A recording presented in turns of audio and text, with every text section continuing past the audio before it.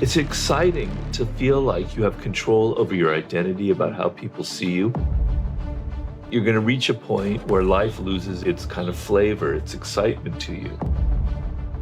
The key to the ability to transform ourselves is actually insanely simple.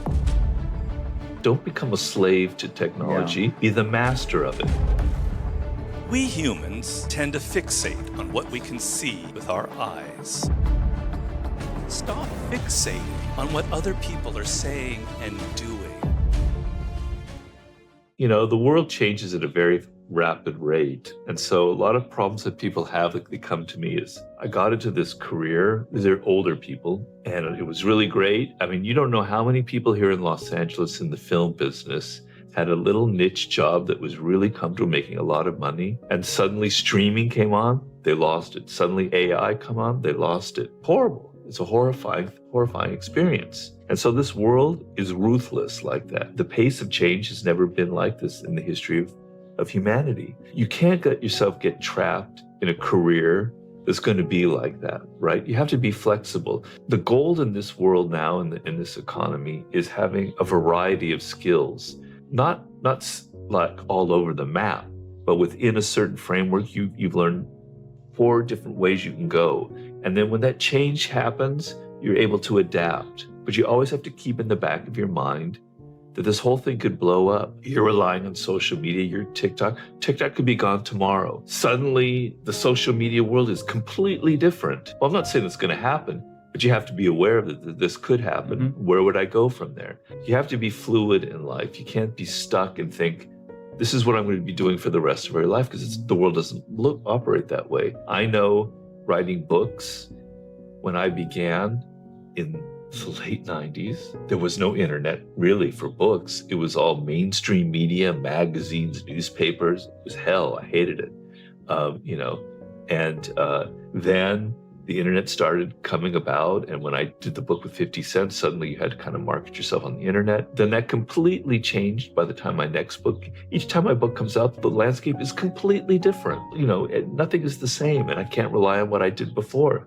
So I have to adapt to each new change that's going on. If you're rigid, if you think that I've figured it out, I've got it, in the pocket, I know exactly, I've got the perfect career, you're going to be a dinosaur at some point. You're going to be extinct. The world will move on and you'll be left behind. So be open and willing to adapt and be aware of what's going on in the world and how the industries are changing. And reinvent yourself it's actually, you want to think of it as something exciting. In 48 Laws of Power, I have the metaphor that we're all actors.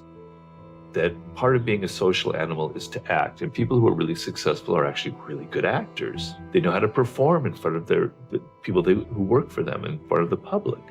They're not being exactly who they are. They're not being completely authentic. They're playing a role and they're good at it. So you're an actor.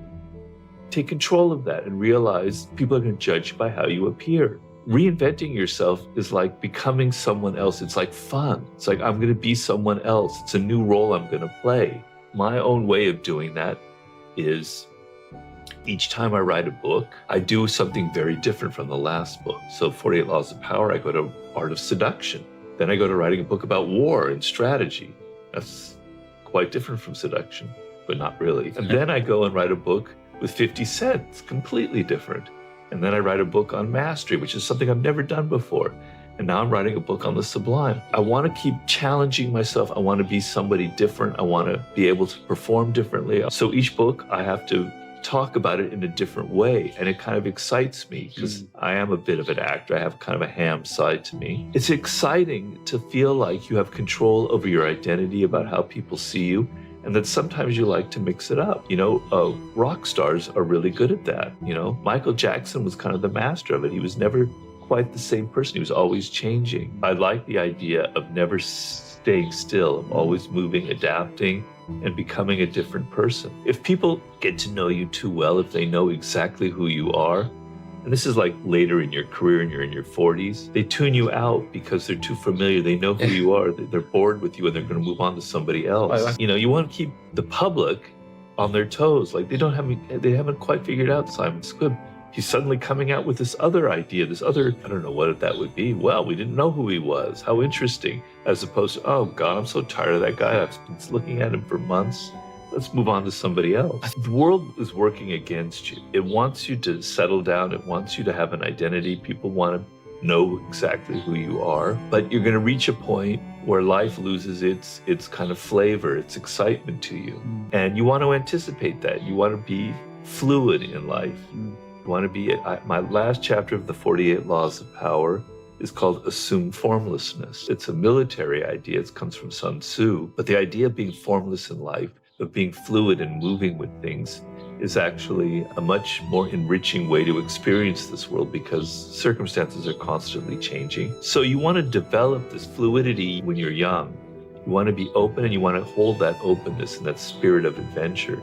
And so if you're going into law and you're in your mid-20s, just look ahead and just look at the people who are in their 40s and how unhappy they are and how stuck they feel and go, I'm not going to be like that. So what am I going to do? I'm going to think of a second career I can use, channeling off my law skills, because lawyer skills are actually very valuable skills for other things, for other endeavors, because you understand the law, therefore you can, be very helpful. Let's say that you wish you'd been a musician. You can become an agent or something like that because you know law, right? So keep in your mind that at some point you're going to branch off from this one direction you're going in and have a plan and be fluid and be excited. My only regret is that I'm not 23 anymore, or 22. No, I don't have any regrets because everything worked out for the best. In Buddhism, there's the Dharma wheel, and it turns everything. And everything kind of happens according to the Dharma, which is law. So here the Dharma wheel has spun, and now I'm talking to you. That's just the way it was meant to be. So I'm happy. I have no regret. I'm not personally a lover of AI. I think it has a positive aspect, which is it could invent cures for terrible illnesses and things like that. Great. Who would be against that? In Mastery, I talk about how the human brain works and how we have to be disciplined and we have to be willing to deal with tedium. We have to learn. And learning is something that you have to enjoy and be excited about. And I think a lot of young people are getting too goddamn lazy. From what I hear from people in universities, they don't want to read a whole book anymore. They just read summaries. They just get on AI. The AI kind of helps them with their essays. You think you're being clever. You think that, man, I don't have to write an essay. I can just get AI to help me. But you're hurting your brain. So one example is learning a foreign language has so many benefits, right? First of all, it's disciplining your mind. Each language has a different logic. French has a different logic than English. German does. Each time you enter that language, your brain is learning a different logic. You're enriching your brain. It's also making you so that you can go to a place and interact with people who are different in their own language. And speaking another language makes you into a different person. People tell me that when I'm in Spain, I lived in Spain, I became Spanish. I was much more kind of aggressive and masculine, and my hands were going all over the place, It changes you. But now with AI, people are just going to their goddamn phones and they're getting like translations for everything. They go sit to a restaurant and they go, how do I order this? And it gives them the whole thing and they spit it out in a really bad accent. You're cheating yourself. You use it as a tool. It's a tool. It's not, don't become a slave to technology. Yeah. Be the master of it. I use AI when I'm needing a research problem that I can't get it. So I ask ChatGPT. And sometimes it gives me a good answer and I use it, but I select it. We fetishize technology so much, but we really should fetishize the human brain. The human brain is, if you think about it, 50,000 years ago, we didn't have language. We were these hominid creatures. Through the development of our brain, we created language, which no other animal has. And our brains just exploded and they became, scientists have said, it is the most complex organ thing in the whole entire universe. The number of neurons in your brain that can connect is astronomical. It can't even be computed. Your brain is a wonder, which is something that's sublime. You were gifted with this at your birth, this insane instrument that no other animal, my cats are really clever, but they don't have that power. They can't, invent things. Yeah, it's great. We invented it. Our brains invented it, but let's celebrate the brain that invented it, not the actual tool. I too had moments of doubt, but I did not feel lost. I was searching and exploring, and I was hungry for experiences, and I was continuously writing. That same year, while in Italy for yet another job, I met a man there named Joost Elfers, a packager and producer of books. One day, while we were walking along the quays of Venice, Joost asked me if I had any ideas for a book. Suddenly, seemingly out of nowhere, an idea just gushed out of me. It was about power. I told Joost that I was constantly reading books on history, and the stories that I read of Julius Caesar and the Borgias and Louis XIV, these were the exact same stories that I had personally witnessed with my own eyes in all of my different jobs, only less bloody. People want power, and they want to disguise this wanting of power, and so they play games. They covertly manipulate and intrigue, all the while presenting a nice, even saintly front. I would expose these games. I gave him numerous examples of what I meant, and he became increasingly excited.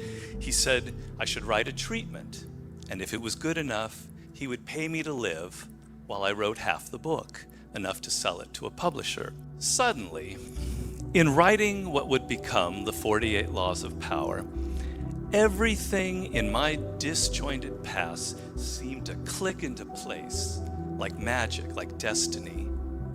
All of those various writing experiences, the journalism, the television, the theater, the film, had given me the skills to tell stories and organize my thoughts.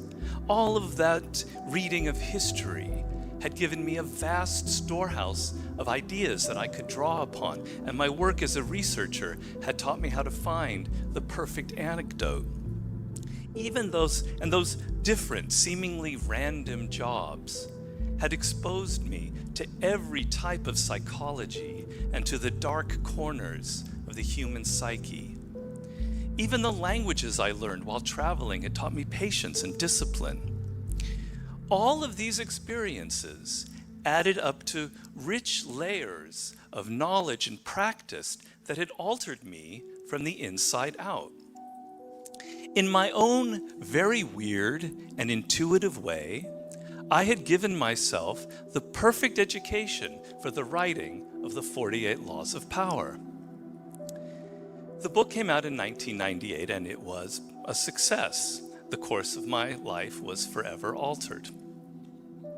Now, the moral of this story, as I told the people who would come to me for advice, and as I'm telling you now, is the following.